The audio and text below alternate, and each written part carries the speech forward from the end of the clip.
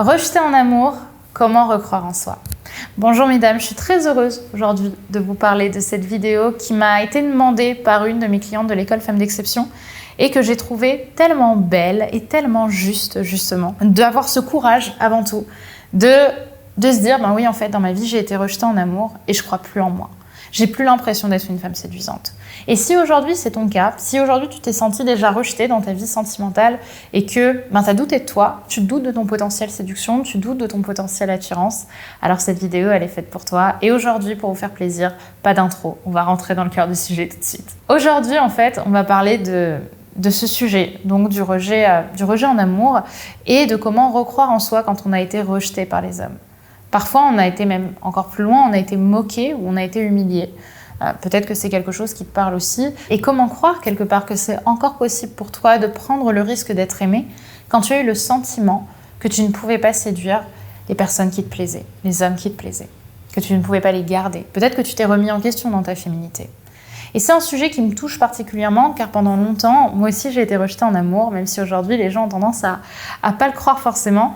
Pendant toute mon adolescence, j'ai été vachement rejetée et pour aller même encore plus loin, pour vous donner un exemple et vous dire qu'on peut vraiment s'en sortir, quand j'avais 13-14 ans, il y avait un jeu chez les adolescents qui marchait bien, peut-être que vous l'avez connu aussi. Mettez-moi Team Bouteille dans les commentaires si vous avez connu ce jeu. C'était le jeu de la bouteille où il fallait tourner une bouteille et les deux personnes sur qui tombait la bouteille devaient s'embrasser. Et en fait, on était parfois 6, 7, 8, 10 à jouer à ce jeu. Et moi, j'arrivais parfois à m'intégrer une fois ou deux dans ces groupes-là. Et il y avait des mecs qui me disaient non mais franchement moi j'embrasse tout le monde ici, hein, mais pas Brenda.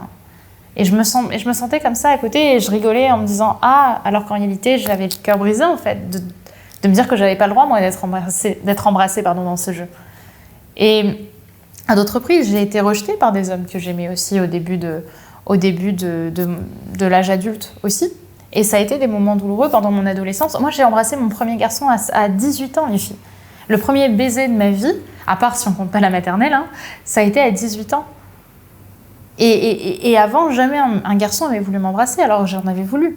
Et j'ai eu d'autres rejets, évidemment, tout au long de ma vie. Mais pour vous dire que oui, on arrive à s'en sortir et que oui, il y a beaucoup de femmes qui sont rejetées en amour et qui vont apprendre aussi après à créer leur propre histoire, comme ça a été mon cas.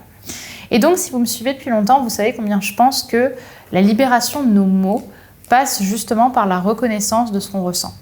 Alors, la première question que j'ai à vous poser aujourd'hui, c'est qu'est-ce que ces événements ont dit de moi, selon moi? Quelle souffrance vit mon enfant intérieur, là, tout de suite, quand je pense à ces rejets? Et je vais vraiment vous demander de venir écrire ce que vous ressentez.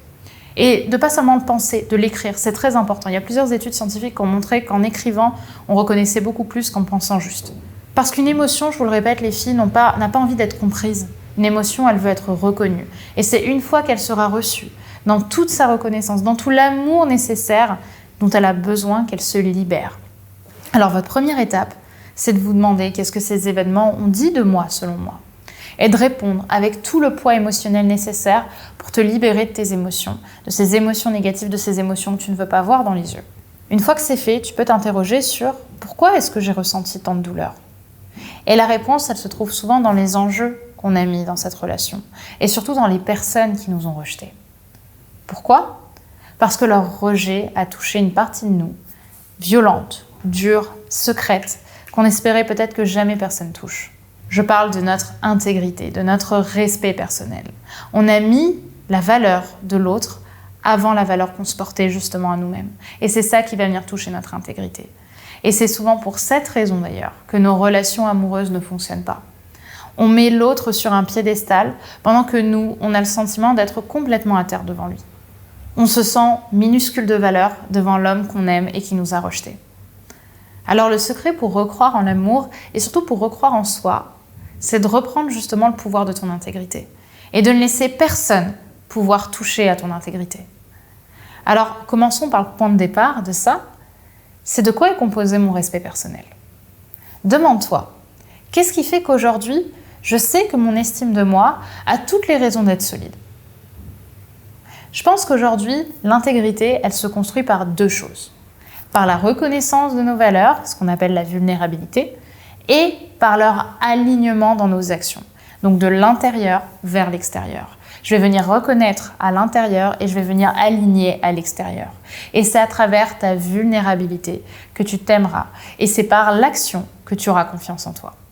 Plus tu te sentiras rempli d'amour, plus tu comprendras que le rejet des autres est une décision qui les concerne et pas qui te concerne. Parce que quand tu es aligné dans l'amour avec la femme que tu veux être, tu ne complexes pas de ne pas être la femme qui lui conviendrait, parce que tu sais que tu es déjà la meilleure femme possible pour toi-même et que tu vas attirer naturellement l'amour à toi quand ce sera la bonne personne. Alors recroire en soi, c'est commencer par te demander quelles sont mes valeurs profondes, qui je suis en fait, qui je suis moi. Qu'est-ce que je serais capable de faire toute la journée tellement ces activités me rendent heureuse. Et l'idée, c'est de venir connecter et appuyer dans les valeurs qui ont du sens pour toi et qui t'incarnent pleinement. Ensuite, tu vas pouvoir te demander, qu'est-ce que je peux incarner? Comment est-ce que je peux incarner ces valeurs dans mon quotidien? Concrètement, quelles actions je peux mettre en place pour incarner encore plus ces valeurs? Si je pense par exemple que la famille fait partie de mes valeurs phares, comment est-ce que je peux l'incarner encore plus dans mon quotidien? Par exemple en appelant mes proches que je n'ai pas vus depuis longtemps, en m'inscrivant dans une association pour aider les orphelins à se reconstruire par exemple, ou à leur donner de l'amour parce qu'eux n'ont pas de famille. Je le répète, mais la confiance en soi, elle va passer par les actes que vous allez avoir, et ne pas agir, c'est déjà une action. C'est déjà un parti pris, c'est déjà une décision. Donc si vous voulez avoir des résultats différents dans votre vie amoureuse, et que vous voulez arrêter d'être rejeté en amour, et surtout de recroire en vous, ça va être important de reprendre le pouvoir justement de votre amour personnel, et ça va passer aussi par ces actions-là. Et c'est important que vous les mettiez en place. Parce que c'est dans votre responsabilité de devenir une femme qui croira assez en elle pour attirer l'amour et l'abondance à elle. Et en réalité, pour aller encore plus loin, je pense que attirer l'amour, attirer la réussite professionnelle, les occasions de changer de vie, au final, tout cela passe par votre capacité à croire en vous, à vous dépasser et à apprendre jour après jour à vous aimer davantage pour devenir, mesdames, la top leaduse de votre vie. La femme d'exception qui changera le monde et qui inspirera ses proches. Alors si c'est un sujet qui vous appelle et que vous avez envie de devenir cette version de vous-même justement accomplie, qui attire l'abondance, eh bien sachez justement que ce soir, je vais vous donner une conférence à ce sujet. Et je vous rappelle que avoir la flemme, c'est déjà une décision. C'est déjà un message que vous donnez à votre inconscient. Et de la même façon, allez à cette conférence, annulez le reste et vous concentrer sur ce qui aura vraiment du sens pour vous, c'est déjà la décision d'arrêter ce qui vous frustre et d'arrêter d'être malheureuse en amour. Donc ce soir, je vous donne une masterclass qui s'appelle « Mon plan d'action pour être une femme séduisante et attirante en 2022 ». Et c'est d'ailleurs à cette occasion que j'ouvrirai les inscriptions à la nouvelle promotion plutôt de l'école Femme d'Exception, mon école pour devenir la meilleure version de soi-même possible, la meilleure version de toi-même possible en 6 mois d'accompagnement avec moi. La dernière fois, les places pour les créneaux téléphoniques et pour rejoindre potentiellement l'école Femme d'Exception sont parties en 5 minutes. J'ai même pas pu faire de promotion par mail, etc. Donc, c'est ce soir qu'il faut être là si vous en avez envie. C'est ce soir que je vais voir quelles sont les femmes les plus motivées justement à changer de vie.